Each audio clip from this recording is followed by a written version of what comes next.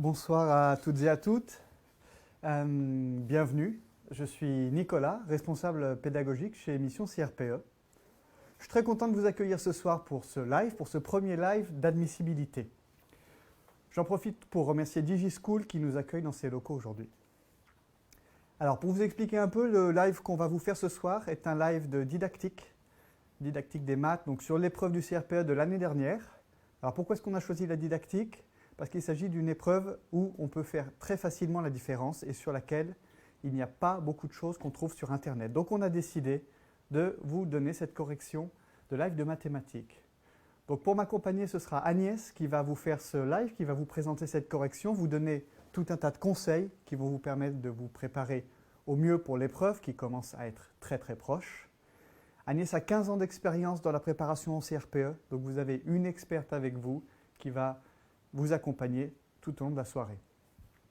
J'en profite également pour saluer nos étudiants qui peut-être nous suivent ce soir, que ce soit nos étudiants en présentiel, donc à Aix, à Bordeaux, Grenoble, Lyon, Montpellier, Paris, ou que ce soit nos étudiants en e-learning.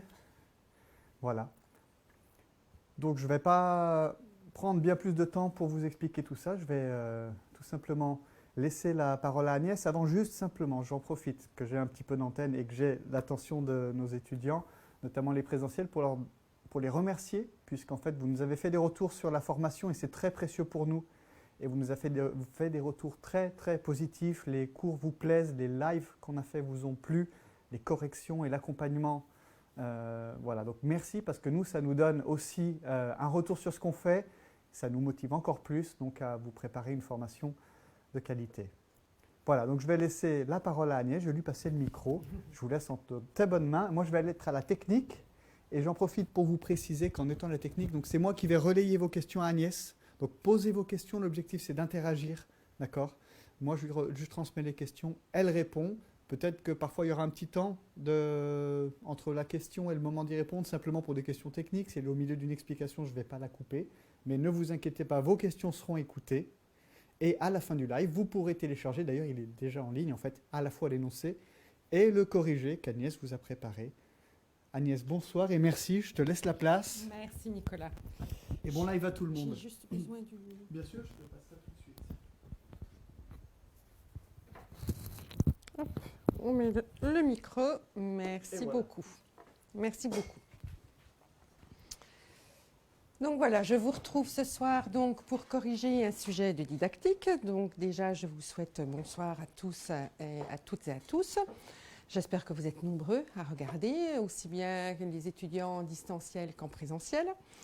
Donc j'ai choisi de vous présenter. Alors il va falloir que je manœuvre en même temps la petite télécommande pour faire passer le PowerPoint. Donc j'espère qu'il n'y aura pas trop de décalage par rapport à ce que je vais vous dire.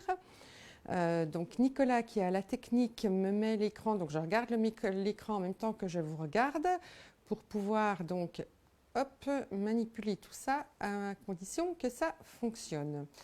Alors, ouais, alors Nicolas, oui, voilà, c'est bon, ça y est, ça marche.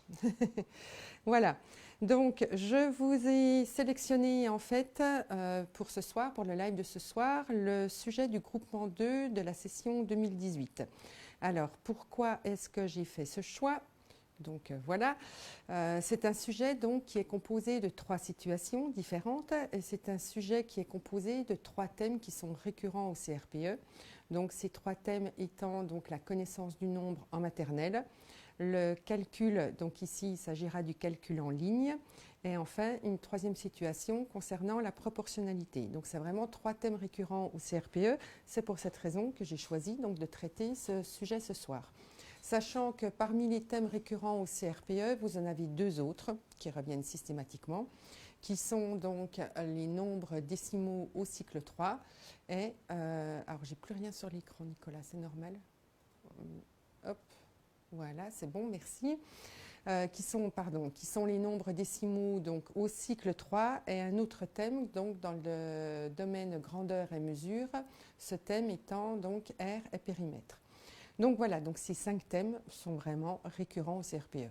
Je ne vous dis pas de faire l'impasse sur les autres thèmes, bien sûr, hein, ce n'est pas ce que je veux dire, mais voilà, ce sont les 5 thèmes principaux. Donc dans ce sujet, donc vous n'avez que 8 questions dans ce sujet. Alors attention, ça peut vous paraître peu, et vous pouvez vous dire ben, ça va aller vite à traiter, mais en fait dans ce sujet il y a 8 productions d'élèves. Or les productions d'élèves sont très longues à traiter, donc en fait c'est un sujet qui est, comme on dit, chronophage, donc qui peut prendre beaucoup de temps. Donc il faut faire attention en fait avant de traiter votre sujet de regarder l'ensemble du sujet, hein, pour bien voir de quoi est composé ce sujet, pour évaluer un petit peu le temps que vous allez pouvoir mettre à le traiter.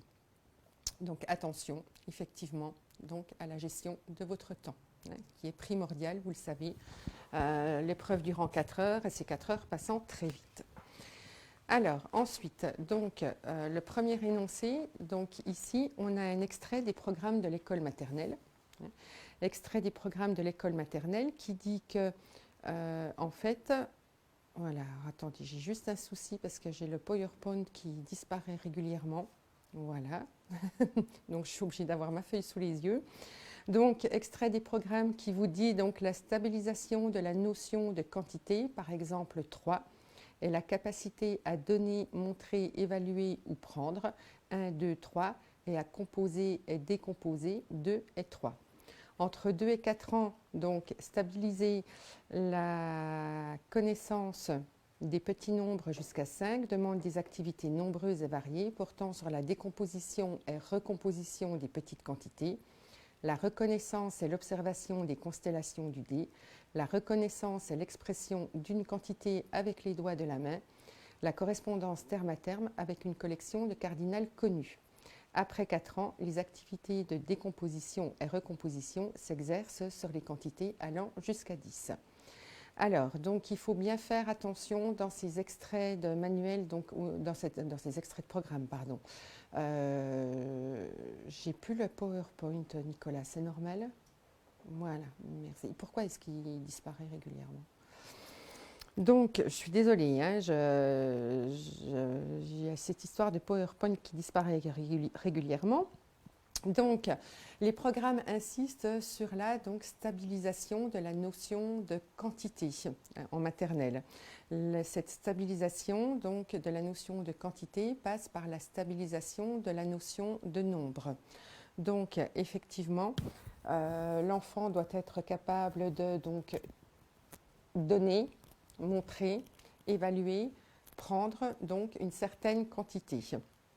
Donc, l'enfant aura acquis le nombre comme outil de mesure d'une quantité lorsque donc, il sera capable d'évaluer le cardinal d'une collection, quelle que soit la nature de cette collection, quels que soient les éléments constituant cette collection et quelle que soit la taille de ces éléments. Donc, les programmes insistent énormément là-dessus et sur le travail donc, de décomposition et recomposition du nombre. Alors, concernant donc, les questions de ce premier sujet, donc, vous avez une première question qui vous dit « Citez 2 procédures qu'un élève de fin de petite section peut utiliser pour affirmer qu'une collection est constituée de 3 objets. » Donc, au niveau des procédures qui vont être possibles en maternelle, donc là, hop,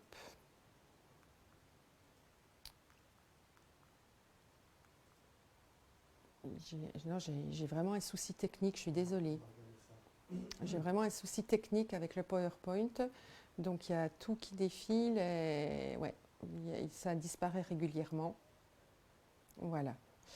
Donc je reviens juste un petit peu en arrière, ça a disparu de mon écran. Alors, je ne sais pas si ça disparaît de l'écran de... Ça disparaît pas? Ok, d'accord. Alors, donc, concernant les procédures qu'un élève va pouvoir utiliser donc, en fin de petite section, donc, vous allez avoir comme procédure possible la reconnaissance donc, immédiate Voilà, la reconnaissance immédiate de la quantité. Alors, reconnaissance immédiate de la quantité qu'on appelle aussi subitizing. Alors, si vous ne connaissez pas ce mot, ce terme de vocabulaire, c'est pas grave. L'essentiel, c'est que vous parliez de reconnaissance immédiate.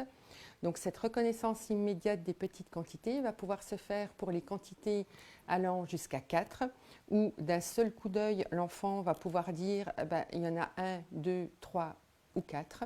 D'accord ? Où cette reconnaissance immédiate va pouvoir aussi se faire si les éléments sont disposés de la même manière que les constellations du dé. Donc, en fait, les enfants connaissent le cardinal des constellations du dé. Donc, si les éléments sont disposés de cette manière-là, il pourra dire automatiquement donc, qu'il y aura 1, 2, 3, 4, 5 ou 6 éléments donc, dans la collection. Donc ça va être une première procédure possible, donc la reconnaissance immédiate. Et vous aurez donc une deuxième procédure possible qui est la récitation donc, de la comptine numérique et en reprenant donc le dernier mot nombre qui a été prononcé. Donc il faut bien faire attention à ça. Il ne faut pas confondre compter et dénombrer. Parce que là, donc, pour affirmer qu'une collection est constituée de 3 objets, l'enfant va être dans le dénombrement. Alors, dans le dénombrement, quand il compte, ce n'est pas parce qu'un enfant sait compter qu'il sait dénombrer. C'est-à-dire qu'il peut très bien dire il y a 1, 2, 3, il y en a 1, 2, 3, et sans avoir conscience qu'en fait la collection est constituée de 3 objets. Donc, il faut absolument qu'il reprenne le dernier mot nombre, ce qu'on appelle le mot nombre, le dernier mot nombre qui a été prononcé, en disant donc 1, 2, 3, il y a 3 objets. Donc, si l'enfant l'oralise de cette manière-là, on peut penser qu'effectivement, l'enfant a acquis la notion de quantité. Alors, pareil, au niveau des apprentissages, si l'enseignant propose à l'enfant donc 3 stylos, une collection de 3 stylos et demande à l'enfant combien y a-t-il de stylos. Si l'enfant fait simplement 1, 2, 3, donc l'enseignant ne peut pas être sûr que l'enfant a acquis la notion de quantité. Il faut absolument apprendre aux enfants en fait à déplacer les objets au fur et à mesure qu'il opère donc le comptage. Donc 1, 2 et 3. C'est-à-dire qu'à chaque nouveau mot nombre prononcé doit correspondre une nouvelle collection en fait. Donc une collection de 1, une collection de 2, une collection de 3. Si l'enfant donc fait ça, là l'enseignant donc peut estimer que l'enfant a acquis la notion de quantité. Alors là j'ai pris un exemple d'objet déplaçable, mais il se peut très bien que ce soit sur une feuille, qu'il y ait par exemple 3 éléments de dessinés sur une feuille. Il faudrait à ce moment-là que l'enfant en fait entoure les éléments au fur et à mesure de son comptage. Donc un objet, 2 objets, 3 objets et constitue à chaque fois donc une collection correspondant au mot nombre prononcé. Donc voilà, ça c'était une petite parenthèse par rapport au dénombrement. Donc faites attention à ne pas confondre donc compter et dénombrer. Le comptage est une procédure de dénombrement. Donc voilà pour cette première question, donc 2 procédures qu'un enfant de fin de petite section peut utiliser pour affirmer qu'une collection est constituée de 3 objets. La question suivante, donc là je vous disais, donc ne pas confondre compter et dénombrer. La question suivante donc, est la suivante. Proposer une activité à mettre en place en moyenne section pour travailler les décompositions du nombre 4. Alors, le travail de décomposition et recomposition du nombre est très important et doit s'effectuer donc tout au long de la maternelle et même ensuite au cours du cycle 2 et du cycle 3. Donc, une activité possible, c'est que, par exemple, pour la quantité 4, pour le nombre 4, c'est que l'enseignant donc, montre un doigt à l'élève et lui dise « Montre-moi combien il faut rajouter de doigts pour qu'en tout, on ait 4 doigts. » Donc, l'enfant va rajouter, donc devra lever 3 doigts pour montrer que là, donc un doigt et 3 doigts, 1 et 3, ça fait 4. Et varier, donc 2 doigts, donc l'enfant devra lever 2 doigts pour montrer que 2 et 2, ça fait 4. Donc voilà une activité possible que vous pouvez proposer. Alors ça, c'est un exemple, bien sûr. Il y a d'autres propositions tout à fait recevables. L'enseignant peut aussi disposer sur une table 4 objets. Donc l'enfant voit qu'il y a 4 objets. Donc, et l'enseignant lui dit, tu vois, il y a 4 objets. Posez donc une feuille sur ces objets et petit à petit, donc enlever la feuille, donc en dévoilant déjà d'abord un objet et demander à l'enfant combien reste-t-il d'objets sous la feuille. Il reste 3 objets parce que 1 et 3, ça fait 4. Donc voilà une autre activité possible. Alors je parlais juste encore une parenthèse, je parlais des doigts, donc lever les doigts. Donc ça c'est une parenthèse que vous n'allez pas mettre dans votre copie bien sûr. Concernant donc les doigts, les programmes donc préconisent que les enfants utilisent les doigts pour compter et pour dénombrer. Donc les doigts vont servir en fait de collection témoin, c'est ce qu'on appelle aussi les doigts, c'est ce qu'on appelle la collection digitale. Donc ça va être une collection en fait de références qui va permettre de garder la quantité en mémoire. Donc il faut bien faire attention aussi à varier la manière dont les doigts sont levés, c'est-à-dire qu'on a tendance à dire systématiquement ça c'est 1, ça c'est 2, ça c'est 3, etc. Donc il faut varier le 1, donc pas lever systématiquement le pouce, mais lever par exemple l'index. Pour le 2, varier, faire comme ça. D'accord ? Il faut varier en fait les doigts qui sont levés parce que sinon l'enfant risque d'associer le 1 au pouce, le 2 à l'index, donc va associer un doigt à un nombre. Alors ensuite nous avons donc ça, hop, ça c'est l'activité que je viens de vous décrire. Ensuite, donc la question suivante est: un enseignant de grande section décide d'utiliser avec ses élèves un dé dont les faces sont représentées de la façon suivante. Quel intérêt peut-il y avoir à utiliser un tel dé? Alors l'intérêt à utiliser un tel dé, bien évidemment, c'est que ce dé est différent du dé classique et donc les quantités qui sont représentées sur chacune des faces ne sont pas disposées de la même manière. Donc ça va permettre en fait de travailler la décomposition, recomposition des nombres et notamment les nombres ici de 3 à 5. C'est-à-dire que là, sur ce dé, le dé qui est présenté, donc le nombre 3 est présenté comme 2 et 1, contrairement au dé classique où le 3 qui est disposé en diagonale va être considéré comme 1 et encore 1 et encore 1. Donc là, on a une décomposition différente. Là, pour le 4, sur le dé qui vous est présenté, va pouvoir être considéré comme 2 et encore 2. Alors que sur le dé classique, en fait, il va être considéré comme 1 et encore 1 et encore 1 et encore 1. Et pour le 5, ici, on peut le considérer comme étant 3 et encore 2, alors que sur le dé classique, il va être considéré comme 4 et 1. Donc ce dé, en fait, permet de diversifier, de diversifier les représentations des nombres et de travailler donc différentes décompositions du nombre. Donc voilà l'intérêt principal de ce dé. Donc voilà pour cette première partie qui était composée de 3 questions. Donc cette première partie était relativement rapide à traiter. Ça ne va pas être la plus longue des 3 situations. Cette première situation est la plus rapide à traiter. Et ce sont vraiment des questions, enfin surtout la première question est vraiment une question classique quand on vous demande de citer 2 procédures. Donc surtout 2 procédures, vous n'en citez pas 3, vous en citez exactement 2, c'est ce qu'on attend. Et les procédures qui reviennent, en fait, sont toujours les mêmes. Ça va être la reconnaissance immédiate et ça va être le dénombrement par le biais du comptage 1 à 1. Ça va être les procédures classiques qu'on va retrouver systématiquement.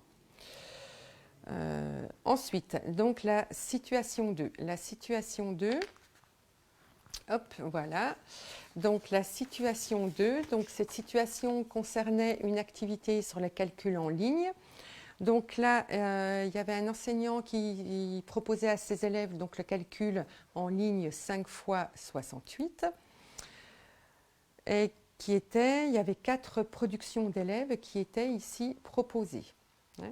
Donc, alors là, je vais vous faire un petit rappel sur les différents modes de calcul qui apparaissent dans les programmes. Donc, vous avez le calcul mental.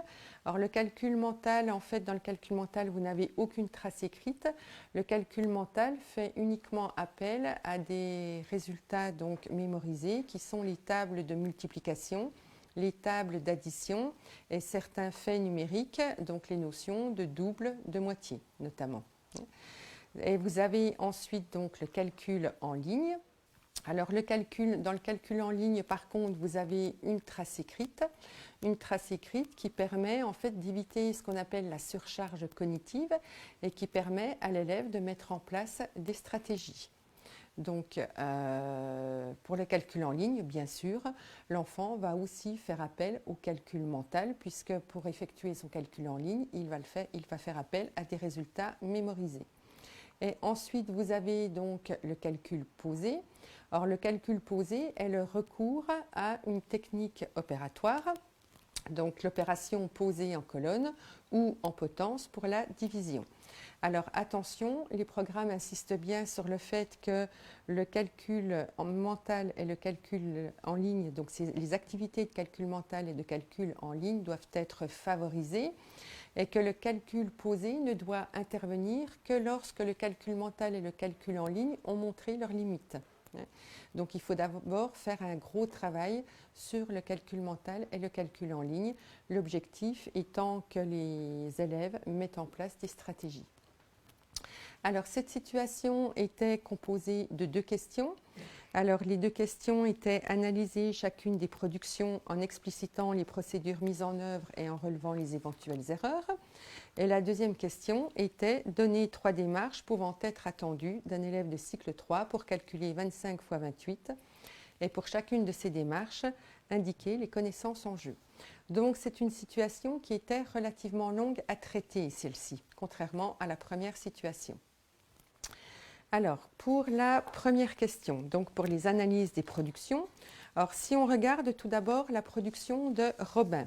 Alors la production de Robin, lui, donc pour son calcul,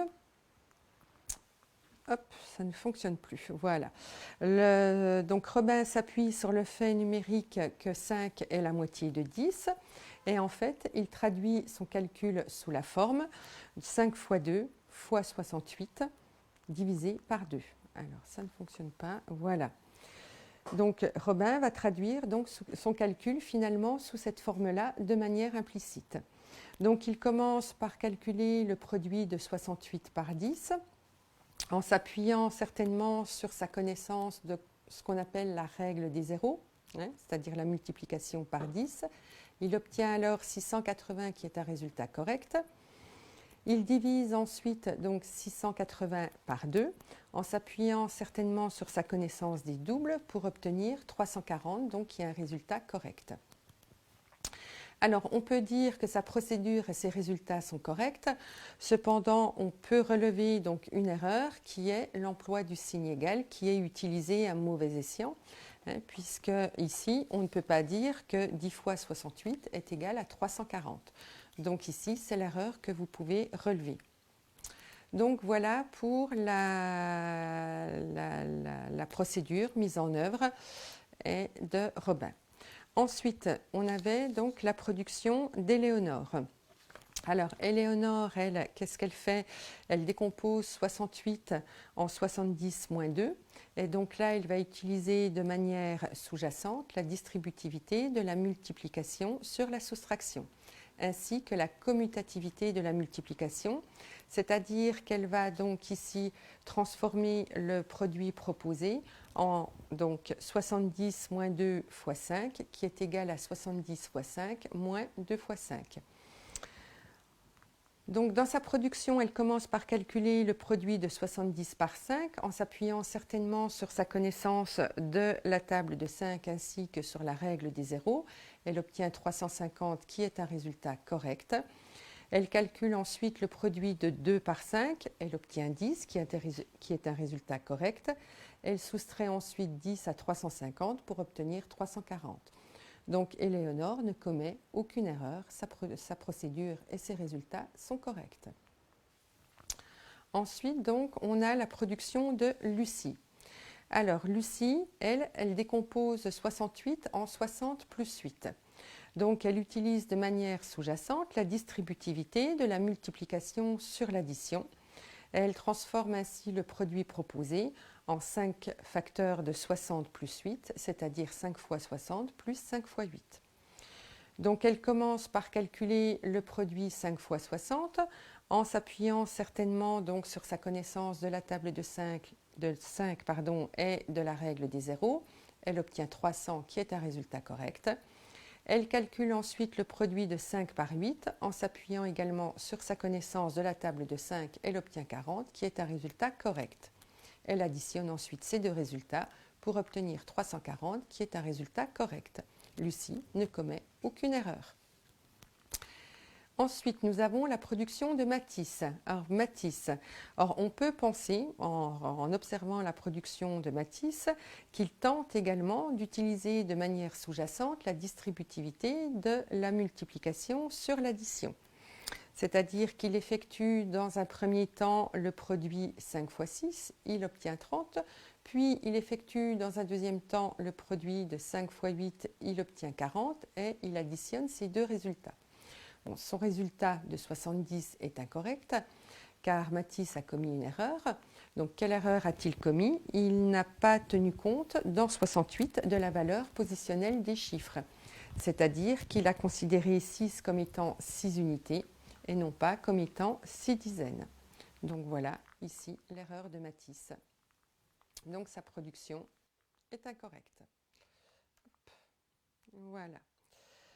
Donc voilà pour cette première question. Première question donc, qui demandait déjà du temps puisqu'il fallait analyser chacune des productions. Ensuite, question suivante. Alors, question suivante, ça a disparu. Hop, voilà.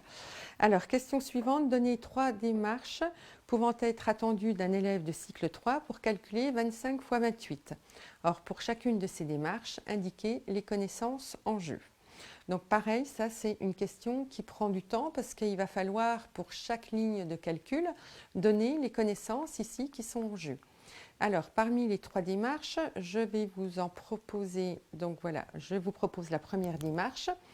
Donc l'enfant peut procéder de la manière suivante, donc décomposer 28 en 4 fois 7, c'est-à-dire qu'il pose 25, enfin il écrit 25 fois 4 fois 7. Donc là, il utilise la connaissance du répertoire multiplicatif.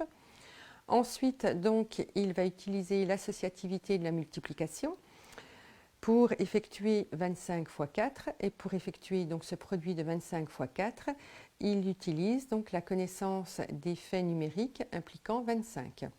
C'est-à-dire que 25 fois 4 est égal à 100. Et ensuite, pour donner le résultat final, donc, il va s'appuyer sur ses connaissances de la multiplication par 100. Donc voilà une première démarche possible. Une deuxième démarche possible est de décomposer en fait 28 en 20 plus 8, donc qui utilise la décomposition additive en unités, en dizaines et unités. Et ensuite, donc l'utilisation de la distributivité de la multiplication sur l'addition. Donc ce qui donne le calcul suivant. Et ensuite, pour effectuer ces calculs, donc il va mettre en œuvre sa connaissance des doubles et des moitiés, ainsi que l'associativité de la multiplication, sa connaissance des faits numériques impliquant 25, sa connaissance de la multiplication par 10 et par 100, et sa connaissance du répertoire additif et de la valeur positionnelle des chiffres.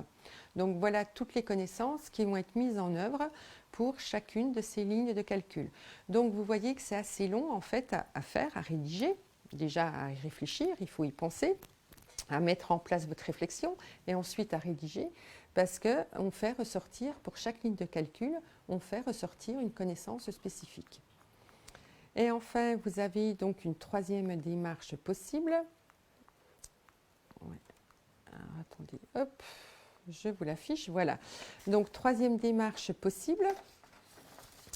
Donc, il faut que, ici, la démarche que je vous propose, c'est de décomposer 28 en 2 fois 14 et ensuite d'utiliser l'associativité de la multiplication pour utiliser donc la connaissance des faits numériques impliquant 25, la connaissance des doubles et des moitiés, l'associativité de la multiplication, la connaissance de faits numériques impliquant 50 et enfin pour le résultat final, la connaissance de la multiplication par 100. Donc ce travail est assez long, donc il est essentiel que vous ayez déjà au brouillon, votre brouillon va être très important tout au long de l'épreuve, il faut qu'au brouillon déjà vous réfléchissiez aux 3 démarches possibles que vous allez proposer. Bon, moi je vous ai proposé celle-ci, mais il en existe bien évidemment d'autres, ce ne sont pas les 3 seules possibles. Il faut donc que vous réfléchissiez aux 3 démarches possibles, donc que vous écriviez vous-même les calculs. Alors ça va être un travail au brouillon. Et après, pour chaque ligne de calcul, que vous notiez donc brièvement l'idée sur votre brouillon aussi. Donc là, qu'est-ce qui est mis en œuvre? Qu'est-ce que l'enfant doit connaître? Quelle est la connaissance qui est en jeu? Donc après, à vous d'identifier donc chacune des connaissances en jeu. Donc là, dans ce type de questions, il y a un savoir essentiel, c'est les propriétés, de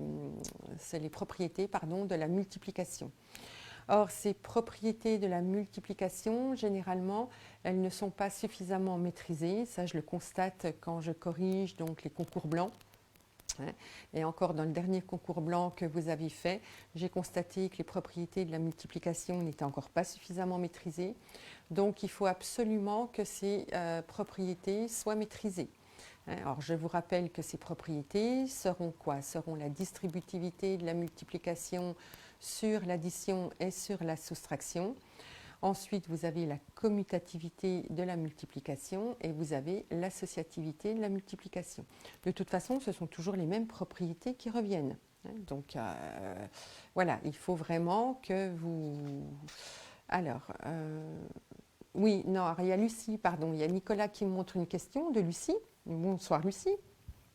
Lucie qui demande, faut-il rédiger, alors Nicolas, j'ai pas fini de lire, merci, faut-il rédiger comme vous le proposez sur le PowerPoint ou bien faut-il plus développer? Non, non, il faut plus développer. Sur le PowerPoint, pardon, c'est vraiment les idées essentielles que je vous mets. La manière dont il faut rédiger, en fait, c'est sur le corrigé que je vous ai fait et qui est en ligne. Je crois que Nicolas l'a déjà mis, oui, l'a déjà mis en ligne, c'est-à-dire qu'il est déjà disponible, le corrigé. Ce qu'on attend de vous, c'est vraiment tel que je l'ai rédigé dans le corrigé. Dans le PowerPoint, c'est vraiment les idées essentielles. N'allez pas vous amuser à rédiger comme ça, surtout pas. Donc ensuite, voilà pour cette situation. Deuxième situation qui était relativement longue à traiter. Ensuite, nous avions la troisième situation. Alors, décidément, je galère avec ma télécommande. Je suis désolée. Voilà. Donc, troisième situation. Donc là, c'était une situation concernant la proportionnalité. Donc, l'enseignant proposait comme situation la situation suivante. Voici un puzzle carré. Vous allez devoir refaire le même puzzle, mais en plus grand. Il faudra le reconstituer exactement avec les pièces agrandies. Le segment de 4 cm devra mesurer 6 cm sur votre puzzle agrandi. Le compte-rendu de vos recherches sera présenté sous la forme d'une affiche. Alors, cette situation de puzzle est ce qu'on appelle en fait le puzzle de Brousseau. Donc, c'est une situation classique, connue. Par contre, le fait que vous ne sachiez pas le nom n'est pas grave du tout. Au contraire, il vaut mieux ne pas le donner plutôt que d'essayer de citer un nom que vous ne maîtrisez pas. Mais c'est juste pour vous dire que c'est une situation classique, ce puzzle concernant la proportionnalité. Alors, les modalités de mise en œuvre de la situation étaient les suivantes, de l'activité étaient les suivantes. Donc, le professeur demande aux élèves de travailler par groupe de 4, de s'accorder sur la procédure à adopter pour agrandir les éléments du puzzle, de se répartir la construction des pièces en faisant leurs calculs individuellement, puis d'assembler les morceaux pour reconstituer le puzzle agrandi. Donc, voilà les modalités de la mise en œuvre. Alors, là, je vous fais donc un petit rappel juste sur la proportionnalité concernant donc les procédures de résolution d'un problème de proportionnalité. Donc là, déjà, la proportionnalité en tant que telle sera étudiée donc, au cycle 3. Au cycle 2, les enfants donc, auront déjà abordé la proportionnalité, mais uniquement sous la forme de problèmes multiplicatifs. On ne parlera pas de proportionnalité au cycle 2. Alors, les procédures que les élèves vont pouvoir utiliser pour résoudre un problème de proportionnalité sont donc le retour à le retour à l'unité. Ensuite, vous avez hop. Attendez, hop. Ouais. Donc, vous avez le retour à l'unité, vous avez le coefficient de proportionnalité et vous avez aussi l'utilisation des propriétés de linéarité multiplicative et additive. Donc, voilà les 3 procédures possibles. Alors, je reviens juste en arrière parce que je pense qu'il y a quelque chose qui n'est pas apparu. Voilà. Donc faites attention. Ce que je vous ai mis dans le PowerPoint, c'est que la règle de 3 pour résoudre un problème de proportionnalité figurait dans les programmes de 2015, mais a disparu dans les ajustements de 2018. Donc n'allez pas parler de règle de 3 lorsqu'on vous demande les procédures possibles pour résoudre un problème de proportionnalité. Et n'allez surtout pas parler de produit en croix non plus, parce que le produit en croix est une procédure qui sera étudiée au cycle 4, donc qui n'est absolument pas au programme du cycle 3.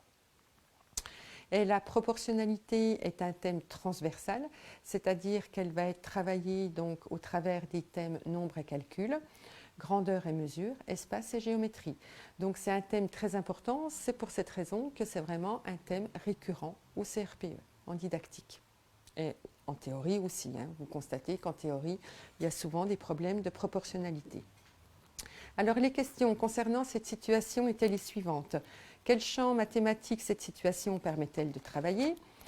Analyser les différentes stratégies mises en œuvre en pointant les réussites et les erreurs des groupes ayant produit les affiches 1, 2 et 3.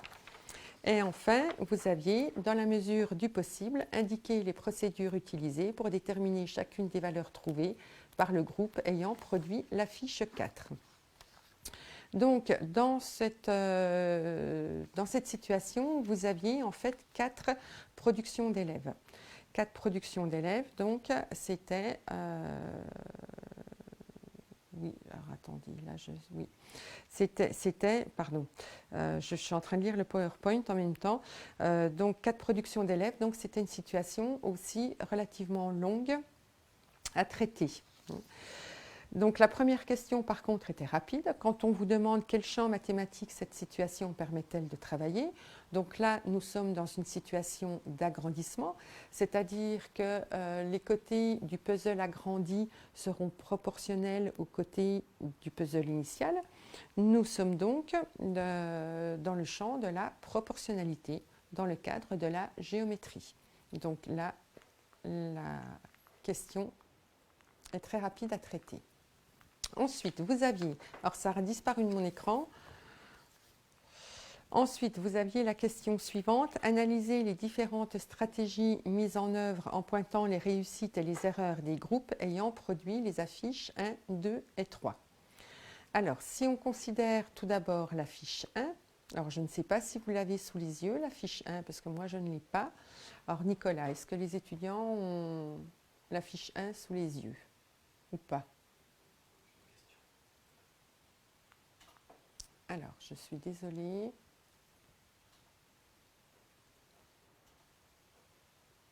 C'est les aléas du direct, désolée. Alors, oui, la règle de, oui, effectivement. Alors, Alison pose une question. La règle de 3, n'est-ce pas pareil que le produit en croix?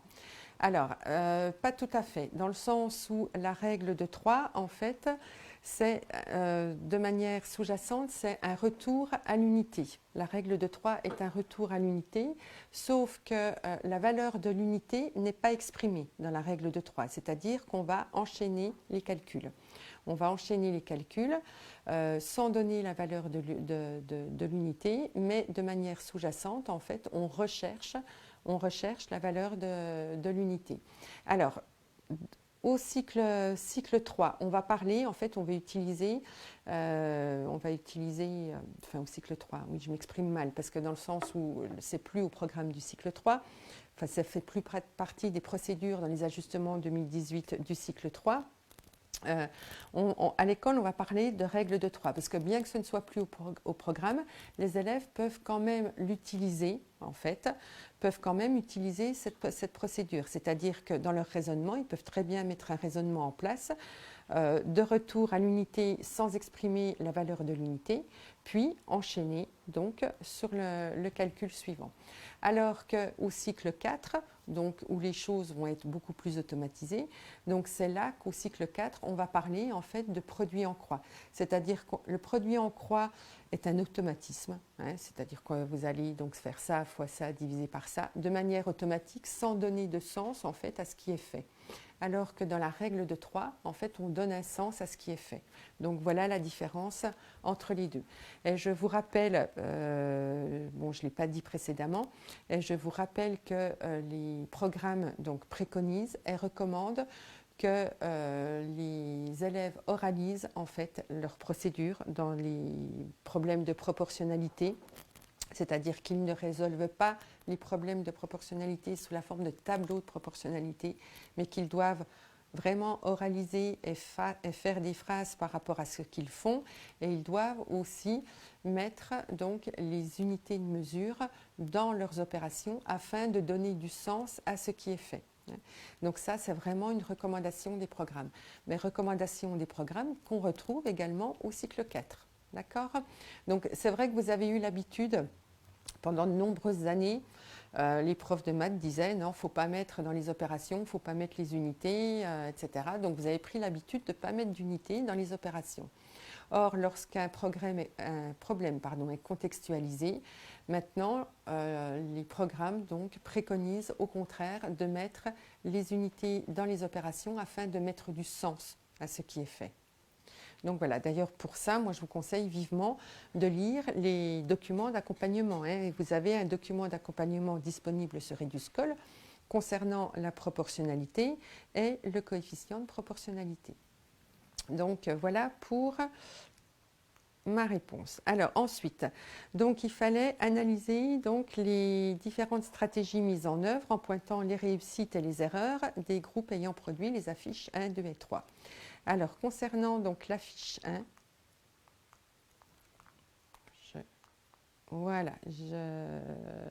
c'est bien l'affiche 1, oui, effectivement. Donc, l'affiche 1. Donc, si on observe la production donc, de ce groupe d'élèves, qu'est-ce que ces élèves ont fait ? Donc, dans la consigne, au départ, il était dit que le segment de 4 cm devra mesurer 6 cm sur votre puzzle agrandi. Donc, les élèves, en fait, ont recherché ce segment de 4 cm sur le puzzle initial. Donc, ce segment de 4 cm est situé en bas à gauche du puzzle. Et ils se sont dit de 4 à 6, donc il faut rajouter 2. Donc, on va rajouter 2. Et qu'est-ce qu'ils ont fait? Donc, ils ont rajouté 2 partout en bas, donc aux pièces C, D et E, donc sur la partie basse du puzzle. C'est-à-dire que pour eux, ils ont considéré qu'agrandir, c'est ajouter le même nombre. Donc, ils ont rajouté 2 partout sur ces 3 pièces. Donc là, au niveau donc, des réussites, on peut quand même considérer ce qu'on peut considérer comme étant réussi, c'est qu'ils ont conscience que le puzzle agrandi devra aussi être un carré. Donc, ils ont conscience de ça. Donc, ils ont agrandi le premier côté, celui du bas, de 6 cm. Donc, ils se sont dit, il faut qu'on obtienne un carré. Donc, on va augmenter les 3 autres côtés aussi de 6 cm. Et en fait, ces 6 cm, ils les ont répartis de manière équitable sur chaque côté par rapport au nombre de pièces présentes. Donc, ce qui fait que sur le côté droit du puzzle, ils ont rajouté 2 cm à chacune des pièces. Et sur le haut du puzzle et le côté gauche, étant donné qu'il n'y avait que 2 pièces à chaque fois, donc ils ont rajouté 3 cm à chacune de ces pièces. Donc voilà pour la production de la fiche 1. Alors je voulais tout vous afficher. Voilà. Donc voilà. Voilà concernant donc ce groupe, cette affiche 1. Et autre élément aussi que je n'ai pas mentionné, c'est qu'il s'occupe, donc ce groupe s'occupe uniquement en fait du périmètre, pardon, du carré. Il ne s'occupe absolument pas des dimensions qui se situent à l'intérieur du puzzle. Ils n'en tiennent absolument pas compte. Ils se focalisent vraiment sur le périmètre du puzzle. Donc voici pour cette première affiche. Ensuite pour la seconde affiche, donc la seconde affiche, elle, donc les élèves ont ajouté, donc disent, il faut ajouter le quart de chaque nombre et le multiplier par 2. Donc ce qui fait que cela finalement revient à ajouter la moitié de ce nombre. Donc ils ont identifié, ces élèves ont identifié en fait une relation additive entre les données. C'est-à-dire qu'ils ont appliqué donc cette méthode à toutes les valeurs numériques figurant sur le puzzle initial. Donc voilà pour ces élèves. Donc on peut quand même relever que leur phrase d'explication peut être source d'ambiguïté, c'est-à-dire qu'elle peut être comprise de la manière suivante: ajouter le quart du nombre, puis multiplier par 2 le résultat obtenu. Elle pourrait être interprétée comme ça, leur phrase d'explication, et à ce moment-là, ce serait faux, ce serait incorrect. Bon, on peut relever que la procédure et les calculs de ce groupe sont exacts. Ensuite, concernant donc la troisième affiche. Alors, concernant ce groupe, donc ce groupe a pris le 4 initial, donc donné par l'enseignant, a divisé donc par 2 ce 4 pour ensuite multiplier par 3 le résultat obtenu pour obtenir donc 6. Et il a donc réitéré ce procédé pour chacune des données numériques du puzzle. Donc on peut dire que finalement diviser par 2 puis multiplier par 3 de manière sous-jacente revient à utiliser le coefficient de proportionnalité, et on peut parler ici de coefficient d'agrandissement puisqu'il s'agit donc d'agrandir un puzzle. Donc il a appliqué cette méthode à toutes les valeurs numériques. La procédure et les calculs sont exacts. On peut dire que ce groupe a une bonne représentation de la proportionnalité dans le contexte d'un agrandissement. Agrandir, c'est multiplier par un même nombre. Donc voilà pour ce groupe. Ensuite, vous aviez donc la troisième question. Donc troisième question qui était, dans la mesure du possible, indiquer donc les procédures utilisées pour déterminer chacune des valeurs trouvées par le groupe ayant produit la fiche 4. Alors concernant ce groupe a choisi donc une présentation en tableau de ces données et d'expliciter ces calculs donc en dessous du tableau. Bon, on peut penser, donc il a fait son tableau, ce groupe a sûrement rempli donc la première ligne par rapport aux données qu'il a trouvées sur le puzzle. Et ensuite, donc, il a rempli la deuxième ligne du tableau, donc en commençant par le 4, donc 4, 6, puisque de toute façon, il connaissait cette donnée. Et il est probable qu'il n'ait pas rempli la suite dans l'ordre, en fait. Il est probable qu'il ait commencé donc par le 2, en utilisant donc finalement ici la propriété de linéarité multiplicative. 4 divisé par 2, ça fait 2, donc 6 divisé par 2, ça fait 3. Ensuite, il a pour le 6, donc c'est-à-dire pour le 6 de la première ligne, donc pour trouver la valeur 9, il a eu recours à la propriété de linéarité additive, c'est-à-dire que 4 plus 2 est égal à 6, donc 6 plus 3 est égal à 9, d'où la réponse 9, donc la linéarité additive. Ensuite, pour le 5, il a eu recours aux propriétés de linéarité additive et multiplicative, c'est-à-dire qu'il a identifié que 5 c'était égal à 4 plus 1, Donc, il a pris 6, puisque pour 4, on avait la valeur de 6. Et pour le 1, donc 4 plus 1, donc pour le 1, il a fait 3 divisé par 2. Pourquoi? Parce que le 2 de la première ligne, pour obtenir 1, il faut le diviser par 2. Donc 2 divisé par 2, ça fait 1. Donc pour 1, on a la valeur 3 divisé par 2. Et donc, il a ajouté ces deux valeurs pour obtenir le résultat de 7,5. Et pour le 9, il a également recours aux propriétés de linéarité additive et multiplicative. 9 est égal à 4 plus 1, donc 6 plus 3 divisé par 2 est égal à 13,5. Donc, linéarité additive dans un premier temps, puis multiplicative, donc pour obtenir en fait la valeur finalement d'un centimètre. 2 divisé par 2, donc 3 divisé par 2. Pour le 7, il n'a pas donné d'explication, mais il est vraisemblable qu'il ait utilisé la linéarité additive, puisqu'il avait déjà certainement les réponses pour 5 et 2. Donc 5 plus 2, 7. Donc 7,5 plus 3, 10,5. Mais là, à la limite, si vous ne mettiez rien sur votre copie, vous pouviez ne rien mettre sur votre copie pour le 7, puisqu'il ne donne pas d'explication. Donc voilà, hop.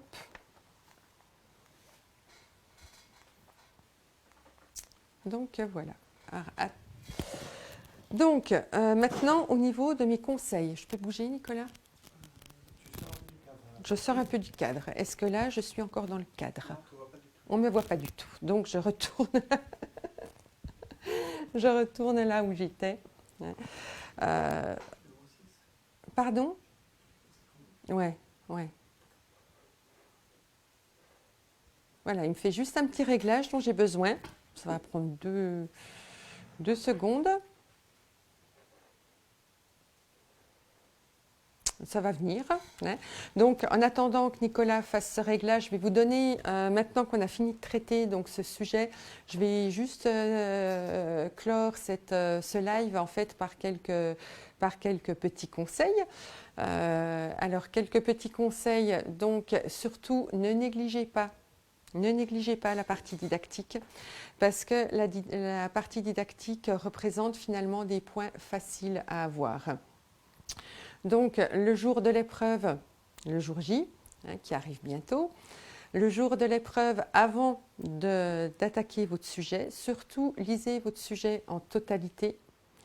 Et si vous voyez que la partie didactique va être un peu longue à traiter, et si vous vous sentez plus à l'aise en didactique, donc commencez par la didactique. Moi, c'est le conseil que je vous donne, mais surtout en surveillant bien votre montre. C'est-à-dire que si vous commencez par la didactique, au bout d'1h20, il faut arrêter la didactique et passer à la partie théorique, impérativement. Donc ne négligez surtout pas la partie didactique parce que honnêtement, ce sont des points faciles à avoir. En didactique, il faut avant tout vous mettre dans la peau de l'élève. Il faut vous mettre dans la peau de l'élève, c'est-à-dire oublier vos connaissances à vous et vous mettre au niveau de l'élève, c'est-à-dire je suis un élève de tel niveau de classe, donc j'ai telle ou telle connaissance. Donc pour traiter ce problème, je peux mettre en place telle ou telle procédure. Donc il faut vraiment vous mettre dans la peau de l'élève et il faut, avant de traiter donc, une activité qui est proposée en didactique, il faut aussi que très rapidement vous-même vous la traitiez au brouillon, évidemment. Ensuite, autre conseil, c'est que les correcteurs n'attendent absolument pas que vous connaissiez les compétences par cœur. Ce n'est pas du tout ça qu'ils attendent. Ils attendent que vous connaissiez bien sûr les grandes lignes des programmes, c'est-à-dire que par exemple les nombres décimaux sont étudiés au cycle 3 et qu'on les introduit à partir des fractions décimales. Mais ils n'attendent pas que vous connaissiez absolument les compétences par cœur. Ce qu'ils attendent avant tout de votre part, c'est du bon sens. Il faut absolument que vous fassiez preuve de bon sens et laissez parler votre instinct. Et dites-vous que souvent, quand vous hésitez entre deux choses, dites-vous que souvent la première idée est la bonne. Donc surtout, faites-vous confiance aussi. Il faut absolument vous faire confiance.